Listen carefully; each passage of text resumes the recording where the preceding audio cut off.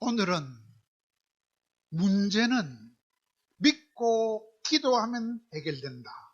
문제가 있으면 하나님을 믿고 기도하면 해결된다 라는 제목의 말씀을 함께 듣도록 하겠습니다. 영국에서 가장 유명한 대문호는 셰익스피어죠. 그가 썼던 4가지 비극이 있는데 그 중에 하나가 햄릿이라는 작품이 있지 않습니까? 거기서 있는 가장 유명한 말이 무엇입니까? 그것은 사느냐 죽느냐 그것이 문제로다. 문제가 있다 이 말이죠. 우리 인생은 다 문제가 있습니다. 문제가 없는 사람은 한 사람도 없다라는 말이 있을 정도로 사람은 문제가 다 많습니다. 그래서 미국의 빌리 선데이라는 목사님이 어떤 교회에서 부흥회를 하려고 했습니다. 그때 부흥회를 준비하면서 그 도시의 시장님한테 편지를 썼어요. 시장님, 이 도시에 와서 제가 부흥회를 하려고 하는데 시장님이 아시는 사람 중에, 이 도시 사람 중에 혹시 영적인 문제가 있는 사람이 있으면 그분들 명단을 알려주시면 우리가 간절하게 기도해 드리겠습니다. 명단이 혹시 있습니까?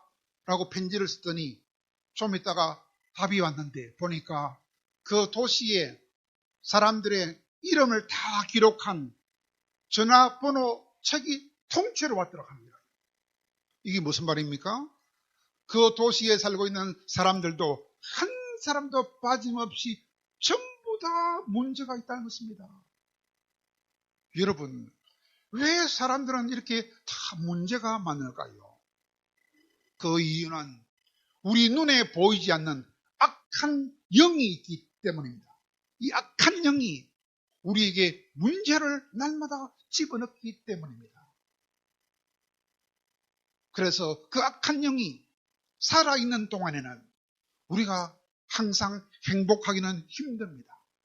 이 악한 영이라는 놈이 우리 정신을 혼미하게 만들어요. 그래서 우리들은 인생이 무엇인지를 잘 알 수 없습니다.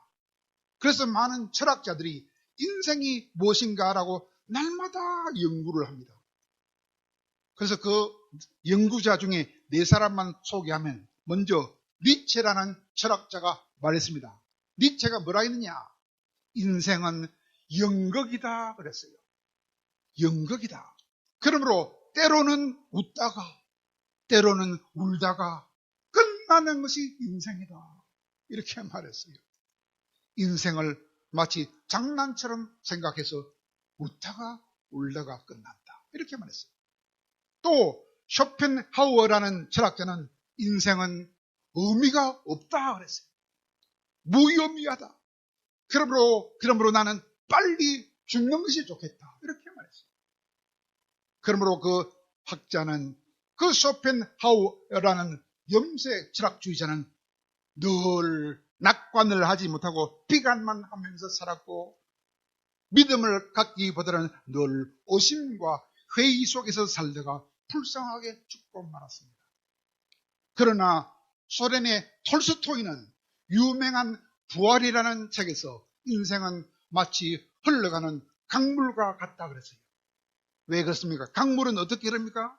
때로는 빨리 흐르다가 때로는 천천히 흐르기도 하고 때로는 넓적하게 흐르기도 하다가 때로는 좁직하게 흐르기도 하고 때로는 맑은 물로 흐르기도 하다가 때로는 흐린 물로 흐르기도 하며 때로는 차가운 물로 흐르기도 하다가 때로는 따뜻하게 흐르기도 한다. 이와 같이 우리 인생도 참으로 변화무쌍한 인생이다 라고 말했습니다.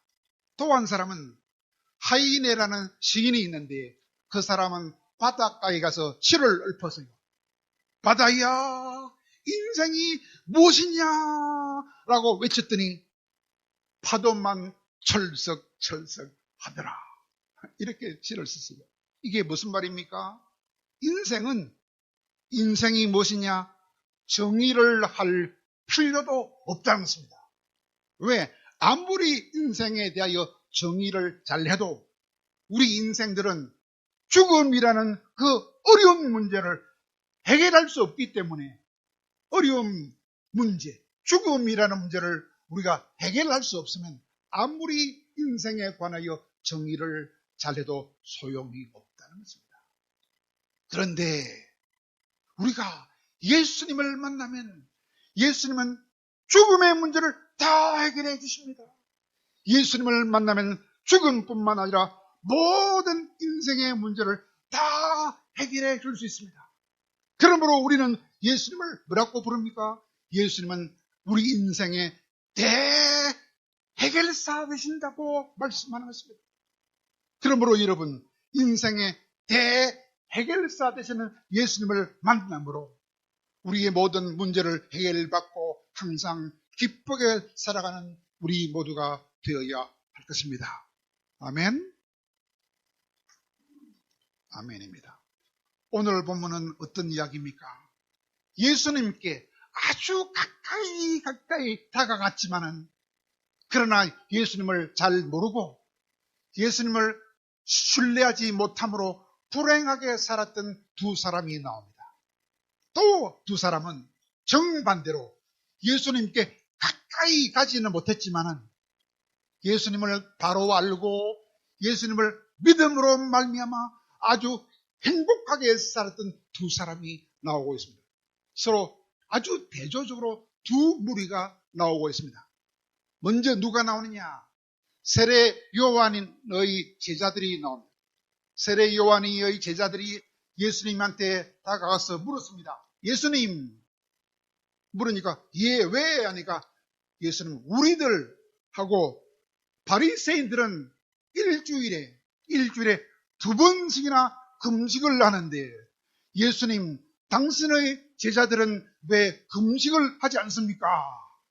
이렇게 불만이 있는 서로 예수님한테 항의를 하니까 예수님이 이렇게 말씀하셨어요. 하하, 혼인집에 손님들이 신랑과 함께 잔치를 할 동안에는 어찌 금식할 수 있느냐?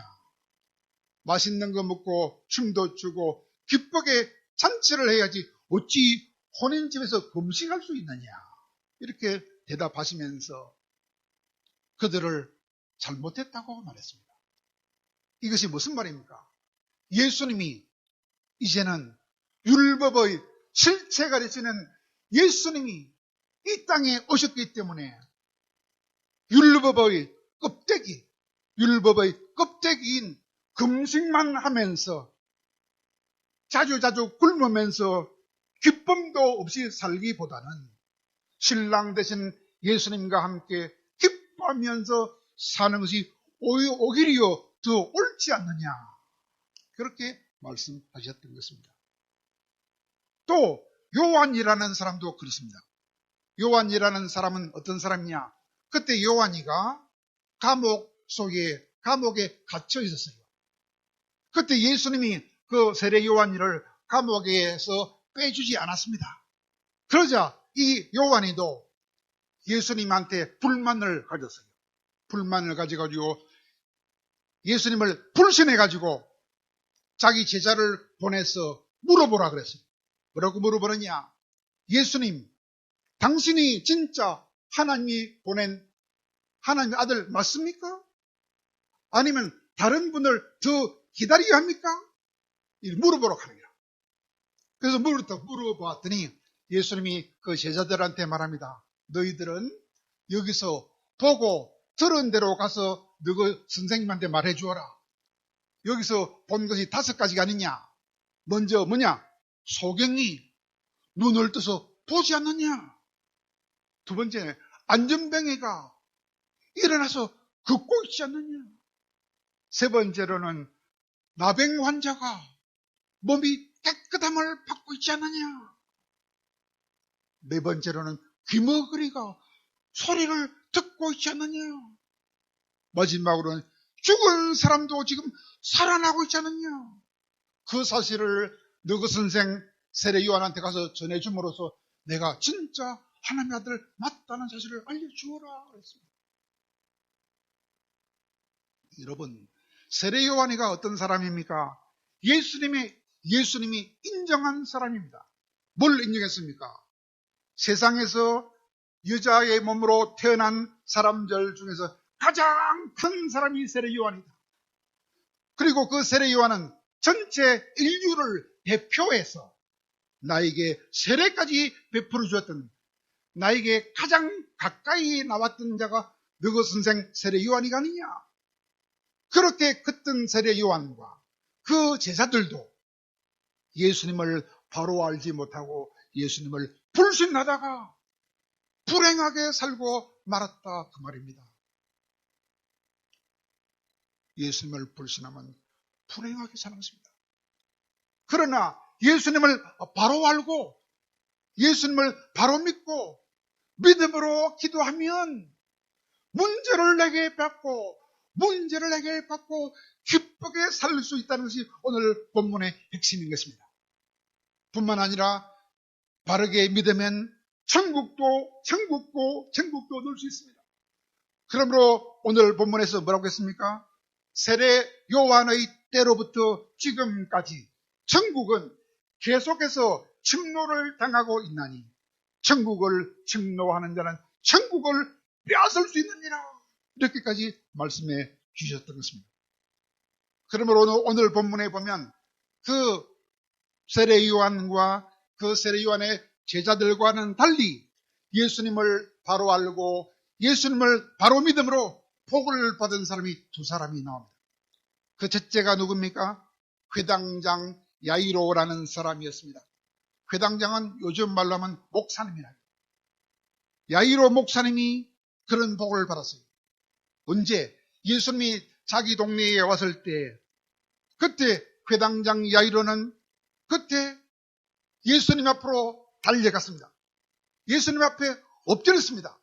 엎드려서 간절하게 말씀을 했습니다. 예수님, 방금 나의 12살 된 외동딸이 방금 죽었습니다.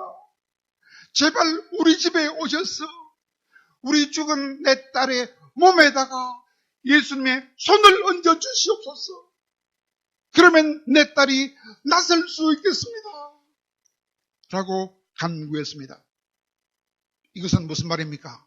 예수님이 죽은 자기 딸 몸에 손만 얹어주시면 방금 죽은 외동딸이 살아날 것을 확신한다는 것입니다. 그러므로 우리 집에 와서 제발 손을 좀 얹어주시옵소서 라고 했습니다. 그 말은 바로 지금 죽은 자가 예수님이 손만 대면 살아난다는 사실을 믿었던 엄청난 믿음의 말이었으며 믿음의 기도였던 것입니다. 그러자 그 믿음을 보시고 예수님이 그 회당장의 집으로 3명의 제자들을 데리고 가시려고 했습니다. 그런데 그때 다른 일이 벌어졌어요. 무슨 일이 벌어졌느냐? 어떤 여자가 갑자기 예수님 뒤로 가서 예수님의 옷을 만지는지라. 왜 그랬을까요? 그 여자는 불치병 환자라. 무슨 불치병? 12년 동안 몸에서 피가 쏟아지는 혈류병 여자였습니다. 그 여자가 갑자기 예수님 뒤로 와서 몸을 만지는지라. 왜 만졌을까요?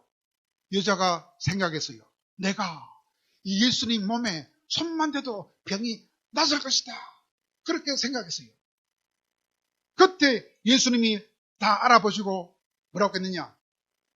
딸아 안심해라. 네 믿음이 너를 구원하였느니라 그랬어요. 그 말을 하자마자 즉시 병이 싹 나섰습니다. 여기서 그 여자가 그 옷만 만져도 구원을 받겠다는 믿음으로 만졌다는 말이 무슨 말입니까? 그 여자도 예수님을 뭐로 믿었단 말입니까? 모든 문제를 해결하는 대해결사로 믿었다 이 말입니다.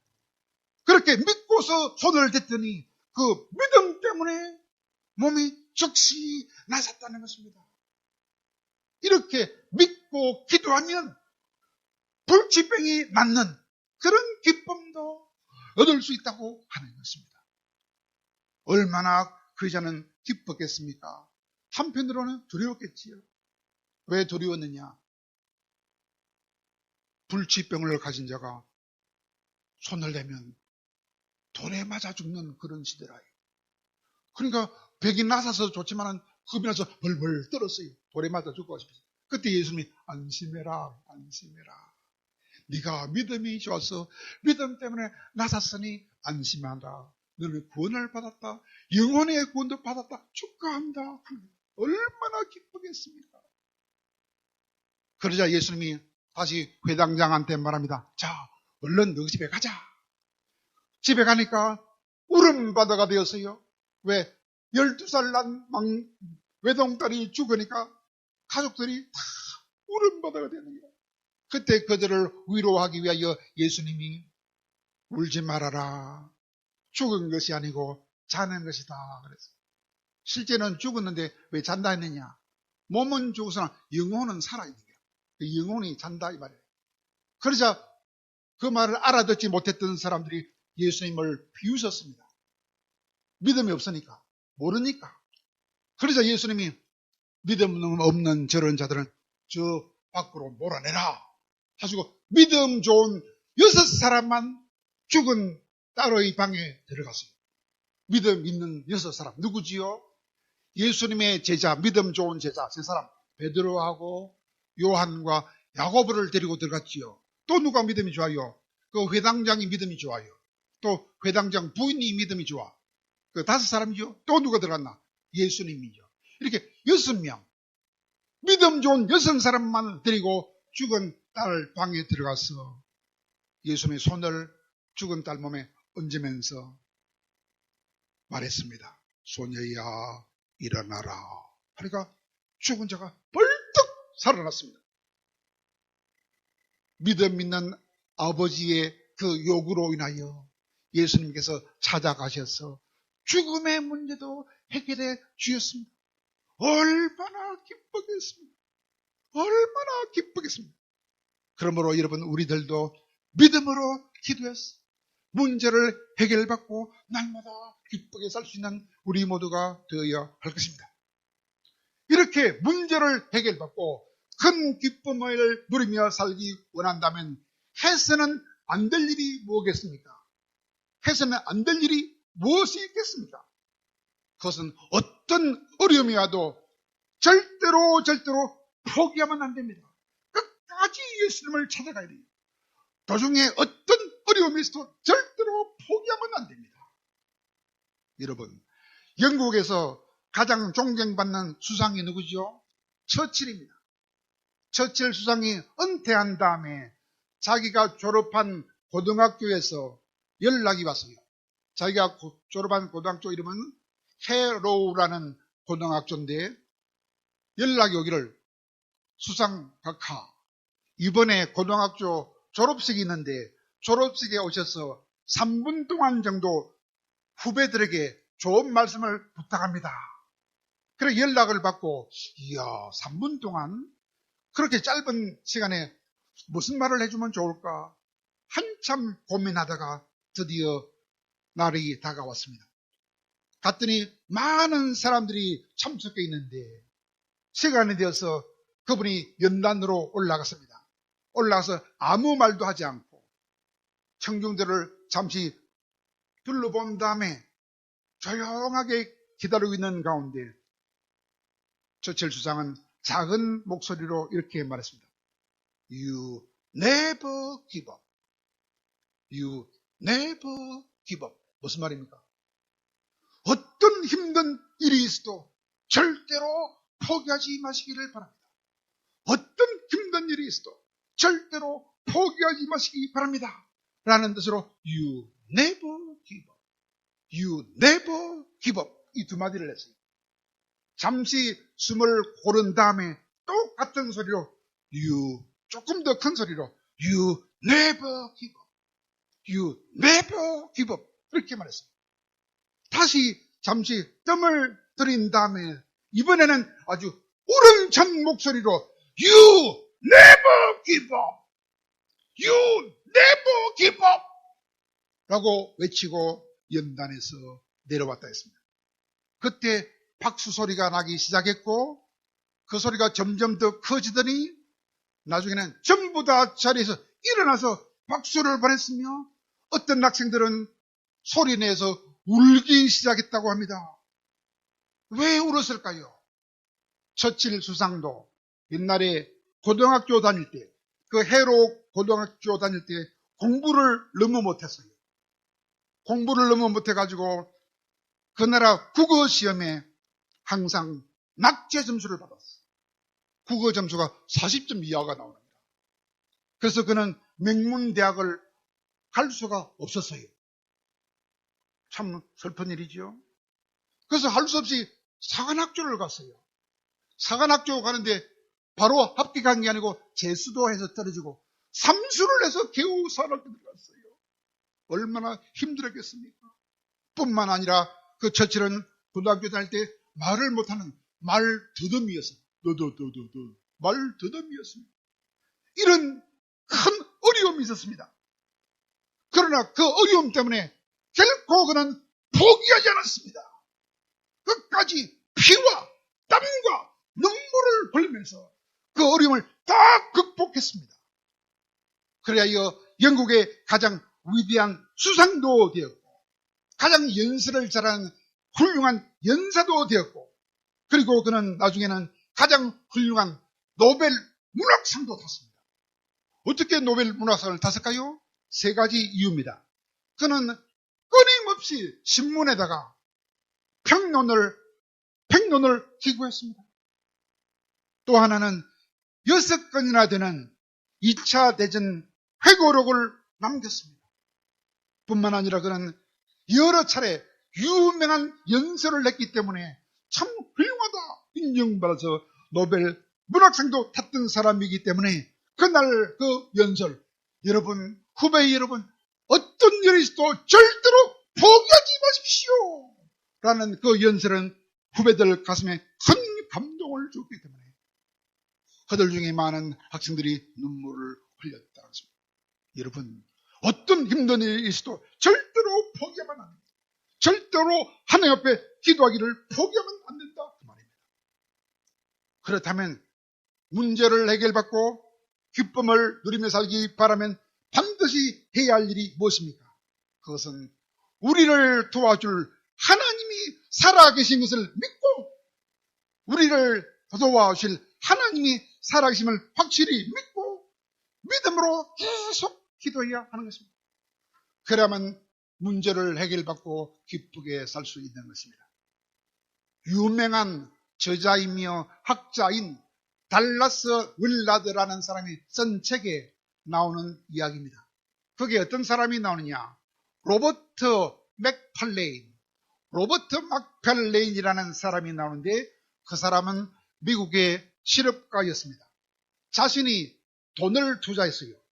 그 투자했던 돈이 상실될 위험을 처해 있었습니다. 그래서 사업가인 그 로버트가 자신이 투자했던 돈을 다시 회수하기 위하여 경영의 위기에 빠져있던 보험회사를 억지로 자기가 떠맡아가지고 그 회사를 살려내려고 3년 동안 몸부림을 쳤다 합니다.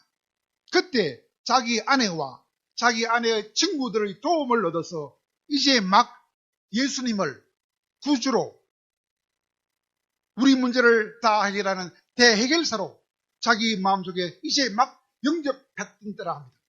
그러나 그때 그 회사의 부도 위기가 그의 목을 죄어오기 시작했다 했습니다. 그래서 지칠 대로 지쳤던 그는 어디론가 사라져버리고 싶은 마음이 들어서 무작정 자동차를 몰고 사무실에서 밖으로 나갔다 그랬습니다. 그때 그의 머릿속에는 과거에 당했던 좌절의 순간들이 지나가고 있으며 가슴 속에 아직도 남아있는 여러 사건들이 머릿속에서 지나갔다고 했습니다. 어떤 문제가 지나가느냐? 첫째, 노사 갈등의 문제가 도저히 끝날 것 같지 않았으며 또 하나는 직원들의 불만은 극에 달했으며 또 소비자들의 항의가 날마다 빌발치듯 다가왔다 했습니다. 그러자 부도의 위기가 코앞에까지 다가와 있는데도 자기가 할 수 있는 일은 아무도 없었다 그랬습니다. 그래서 그때 그는 갑작스럽게 내가 자살을 해야 되겠다. 자살 충동을 느껴서 정신이 없이 아주 정신없이 자동차 악셀레이터를 밟기 시작했답니다. 그래서 마구 속력을 빡 책으로 속력을 내고 있었는데 바로 그때 어딘가 멈춰라 멈춰라 라는 음성이 들려왔다고 했습니다. 어떻게나 생생하게 들려왔는지 그 말이 마치 유리창에 글자로 적혀 있는 것처럼 그런 느낌이 들었다고 했습니다. 그래서 그 말을 듣고 급히 길가에다가 차를 세웠더니 계속해서 음성이 또 들려왔다 그랬습니다. 내 아들 예수도 너와 비슷한 상황을 당했다. 아니 네보다 더 험한 상황을 당했다. 그러나 내 아들 예수는 그때마다 나를 찾았다. 너도 그렇게 해보지 않겠느냐. 그런 음성이 들렸다고 했습니다. 그때 그는 깨달았다고 합니다. 이야, 하나님이 내 문제도 해결해 주시려고 드디어 오늘 나를 찾아와 주셨구나.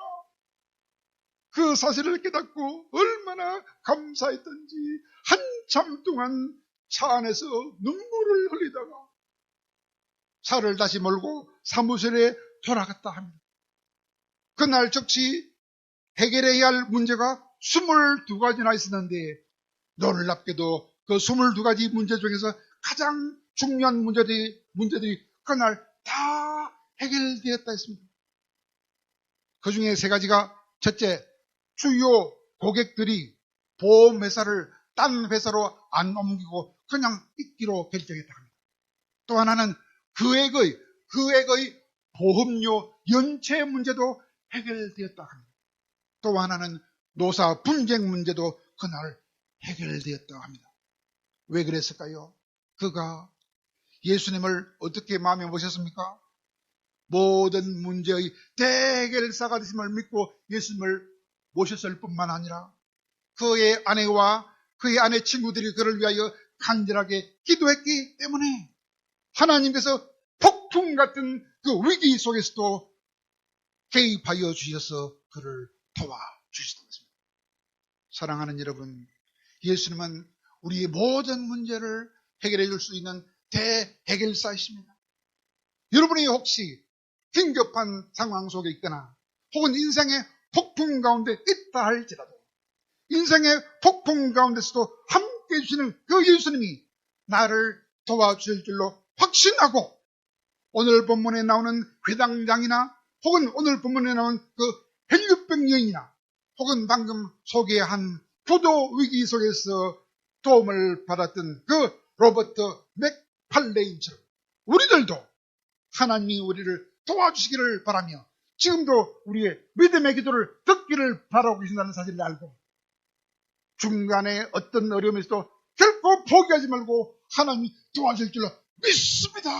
도와줄 줄로 믿습니다. 도와주시옵소서. 줄기차게 기도함으로 믿음의 기도함으로 하나님이 여러분을 도와주셨어.